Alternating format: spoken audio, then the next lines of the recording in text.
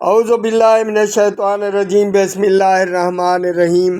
السلام علیکم، میں ہوں اے ڈی انجم اور آپ دیکھ رہے ہیں میرا یوٹیوب چینل اے ڈی انجم آفیشیل۔ چینل کو سبسکرائب کیجیے اور بیل آئیکن کا بٹن بھی دبا دیجیے تاکہ آپ کو اس طرح کی معلوماتی ویڈیوز بر وقت ملتی رہیں۔ معزز ویورز، آج ہم بات کریں گے لودھرا میں زیرو ٹالرنس پالیسی پر سختی سے عمل درآمد کے بارے میں۔ معزز ناظرین، محمد عامر جمیل شاہ ڈسٹرکٹ ٹریفک افیسر لودھرا کی زیر نگرانی زیرو ٹالرنس پالیسی کے تحت ٹریفک قوانین کی خلاف ورزی کرنے والوں کے خلاف بھرپور کارروائیاں جاری ہیں۔